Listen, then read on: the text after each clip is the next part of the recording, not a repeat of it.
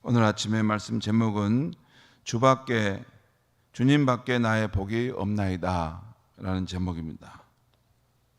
오늘 시편은 단식하며 드리는 기도로 극한의 고통 가운데서 하나님께 부르짖는 시입니다.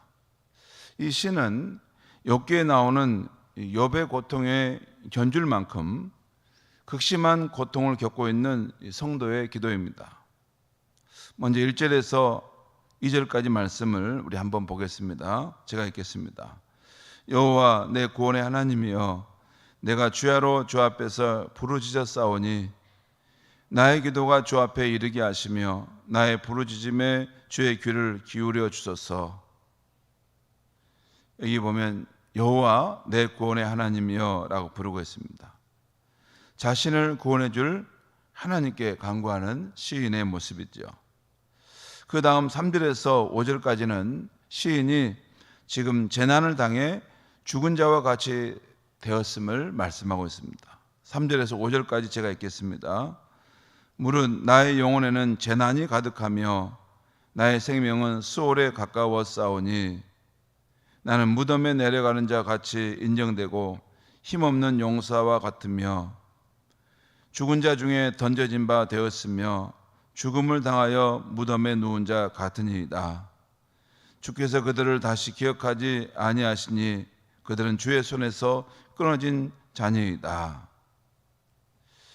여기 보면 내가 재난을 당해서 마치 죽음에 던져진 자와 같다는 것입니다. 지금 무덤에 누운 자처럼 아무런 소망이 없고 지금 숨이 끊어지는 것과 같은 상황 속에 놓여 있다는 것이죠. 다시 6절에서 8절 말씀을 제가 읽겠습니다. 주께서 나를 깊은 웅덩이와 어둡고 음침한 곳에 두셨사오며 주의 노가 나를 심히 누르시고 주의 모든 파도가 나를 괴롭게 하셨나이다. 셀라. 주께서 내가 아는 자를 내게서 멀리 떠나게 하시고 나를 그들에게 가증한 것이 되게 하셨사오니 나는 갇혀서 나갈 수 없게 되었나이다. 여기서 시인은 자신이 어둡고 깊은 웅덩이에 던져진 것이 하나님으로 인한 것이라는 것입니다. 하나님께서 나를 멀리하시고 하나님께서 나를 그 어둡고 음침한 곳 깊은 웅덩이에 두심으로 내가 지금 괴로움을 겪고 있다는 것입니다. 이것은 시인의 생각이죠. 실제 그럴 수도 있고 또한 시인이 그렇게 하나님을 생각하고 있을 수도 있습니다. 그럴 수 있죠. 예를 들어서 요셉이 그 보디발의 그 집에 가정 총무로 이렇게 잘 하다가 누명을 쓰고 그리고 감옥에 던져지지 않습니까? 실제 요셉이 무슨 잘못이 있습니까? 오히려 하나님 앞에 의롭게 살려고 했던 것인데 그 보디발의 부인 앞에서 내가 어찌 하나님 앞에 이 큰 죄를 지을 수 있겠는가? 그러면서 그걸 부딪힌 것 뿐인데 오히려 일의 결과는 자기에게 불리하게 돼서 감옥에 던져지게 된 거 아닙니까? 그때 생각해 보면 이거 하나님께서 정말 내 편이신가? 오히려 하나님께서 나를 이런 깊은 웅덩이로 던지셨구나. 그렇게 생각할 수도 있습니다. 그건 과정 속에서 그렇죠. 과정 속에서. 그 과정 속에서. 물론 믿음이 더 깊으신 분은 그런 일을 당할지라도 이것이 하나님의 본뜻이 아니고 하나님의 마음은 이런 과정을 통해서 내게 귀한 것을 주시고자 하신 것이겠지. 여기엔 하나님의 깊은 생각과 뜻이 있겠지. 이렇게 신앙으로 그걸 접어 생각할 수 있는 능력이 있죠. 근데 초보적인 신앙은 그렇게 안 됩니다. 그래도 아무튼 우리가 인간이기 때문에 너무 큰 고난을 당할 때는 하나님께서 분명히 나를 막아줄 수 있을 텐데 왜 이런 어려움을 내게 주시나? 해서 하나님에 대해서 그런 마음을 갖게 될 수 있습니다. 아무튼 이 시인은 자신이 당한 재난보다 자신이 의지한 하나님이 이렇게 내게 대해 주시니 고통이 더 크다는 것입니다. 그렇죠? 고통이 더 크다는 거죠. 그래도 시인은 하나님밖에 자신을 구원해 줄 분이 없기 때문에 다시 주님께 매달립니다. 다시 주님을 꽉 붙듭니다. 그것이 오늘 보면 10절에서 12절까지 말씀에 나와요. 제가 읽겠습니다. 10절에 12절입니다. 주께서 죽은 자에게 기이한 일을 보이시겠나이까? 유령들이 일어나 주를 찬송하리이까? 셀라. 주의 인자하심을 무덤에서 주의 성실하심을 멸망 중에서 선포할 수 있으리이까? 흑암 중에서 주의 기적과 이짐의 땅에서 주의 공의를 알 수 있으리이까? 하나님께 지금 나를 살려주시고 또 나를 구원해 주셔야 하는데 그 이유가 뭐냐면 내가 죽은 가운데 떨어지게 되면 어떻게 일어나 주를 찬송할 수 있겠습니까? 내가 멸망 가운데 죽게 되면 어떻게 주의 인자하심과 주의 성실하심을 내가 선포할 수 있겠습니까? 이를 보면 이 시인이 주의 인자하심과 성실하심을 경험했던 것을 알 수 있어요. 이전 날에.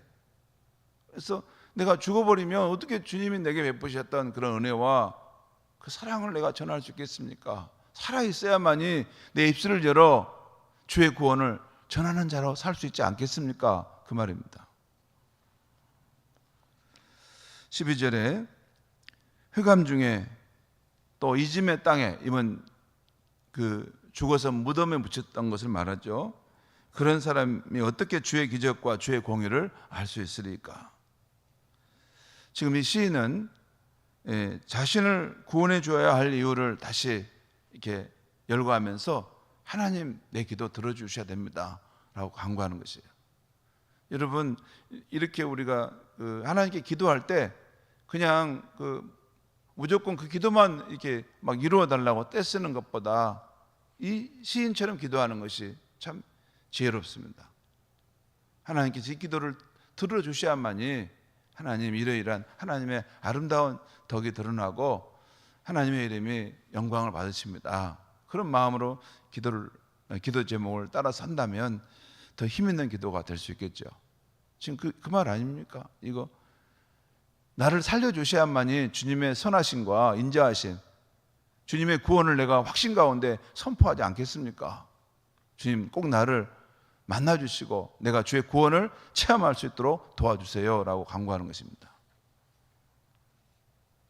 시인은 다시 주의 이름을 부르며 자신의 기도가 주께 상달되기 바라고 있습니다. 13절 말씀입니다. 제가 읽겠어요.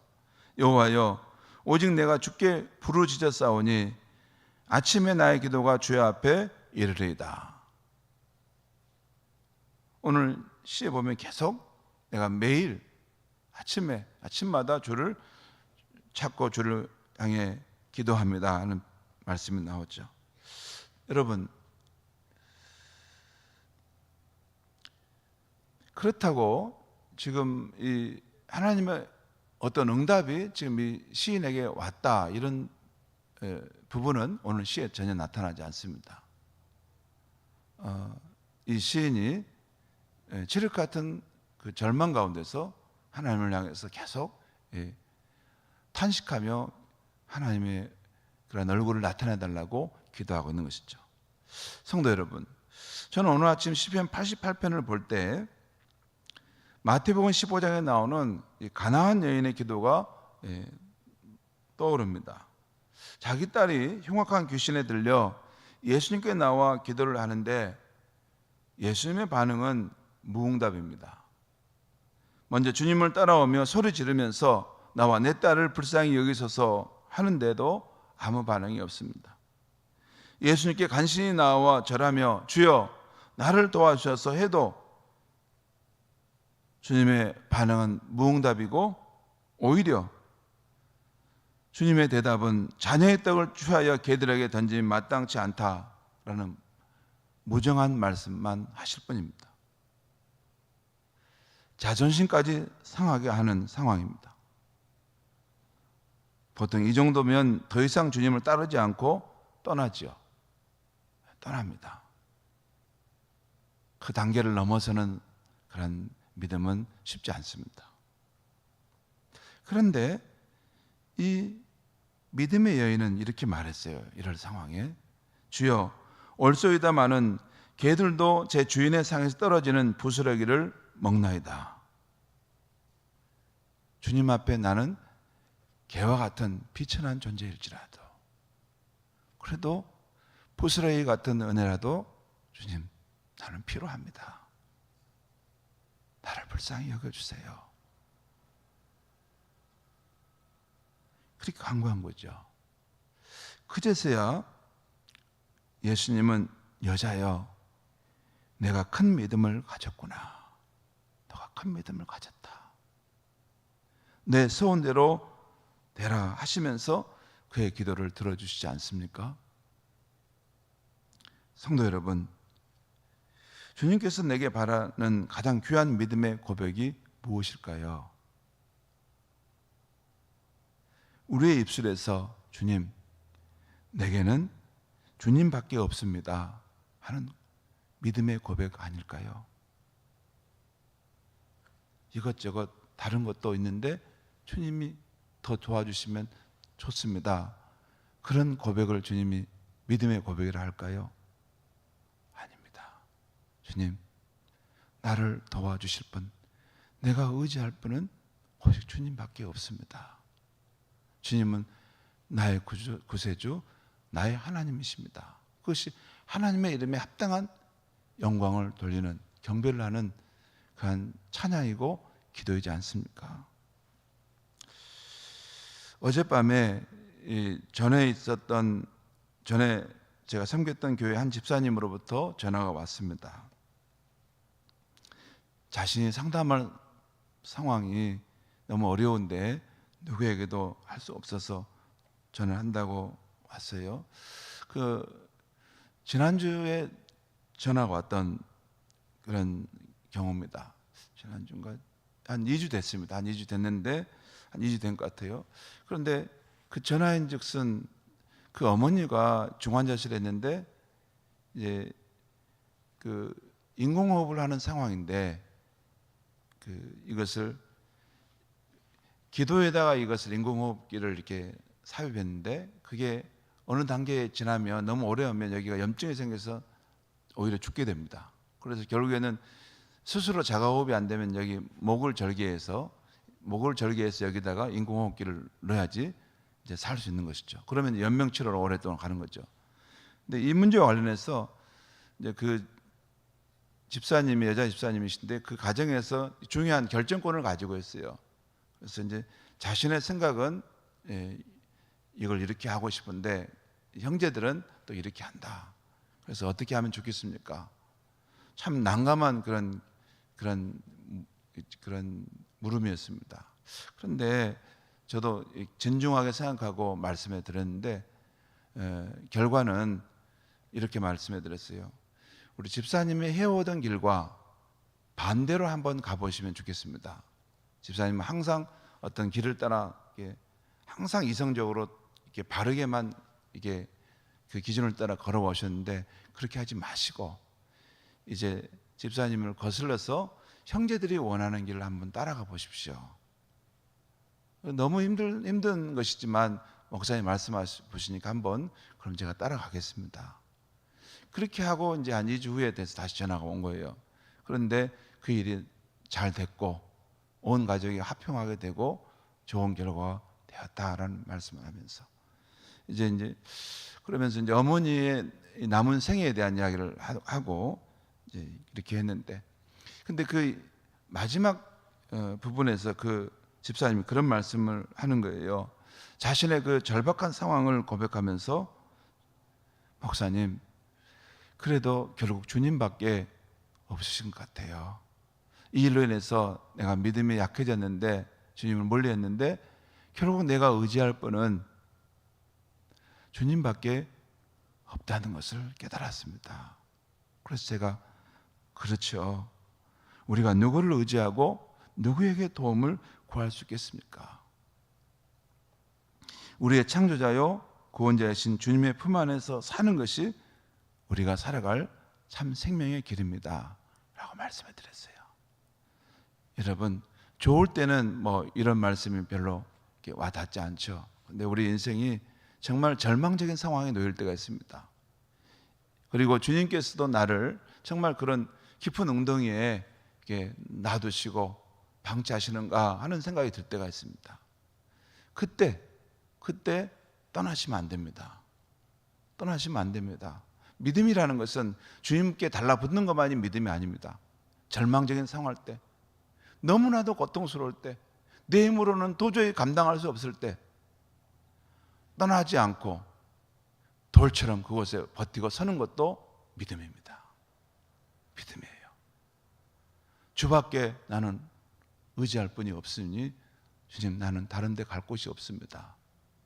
그런 마음으로 그곳에 비가 오든 눈이 오든 주님 앞에 서 있으면 시간이 지나면 내 안에 있는 나쁜 것들도 주님이 다 정화시켜 내시고 내 밖에 있는 그런 상황들도 환경도 주님이 다 회복시켜 주십니다. 그것은 성경에 나오는 모든 믿음의 사람들이 경험했던 하나님의 역사입니다. 기도하겠습니다. 하나님 아버지, 오늘 이 시편 88편의 이 시인의 삶의 자리가 정말 너무나 고통스럽기 때문에 지금 내가 어떻게 해야 합니까? 정말 주님, 내가 이 고난의 상황에 놓였고 주님도 그 얼굴을 내게로부터 숨기시고 그러면 나는 어찌해야 합니까? 하는 그런 상황 속에서 그래도 다시 주님밖에 내가 의지할 뿐, 주님밖에 나를 살리시고 구원할 분이 없습니다 하는 마음으로 주 하나님 앞에 서 있는 모습을 봅니다. 하나님 아버지, 오늘 이 시인의 이 모습이 정말 진정한 신앙의 한 모습임을 우리가 깨닫게 됩니다. 우리의 인생에 깊은 어려움과 그런 환난이 왔을 때, 내 힘으로 도저히 감당할 수 없는 그런 낙심된 상황이 있을 때, 그럴지라도 주님을 떠나지 않게 하여 주시옵소서. 내 마음만은 주님을 똑바로 바라보고 주님 앞에 비가 오나 눈이 오나 풍랑이 몰아치나 주님이 외면하시면 나는 살아갈 수 없습니다 하는 마음으로 주님을 의지함으로 주님의 응답을 받을 때 내 믿음이 정말 크구나, 너는 나의 친구다 말할 수 있는 귀한 우리 성도님들이 되게 하여 주시옵소서. 예수님의 이름으로 기도하옵나이다. 아멘.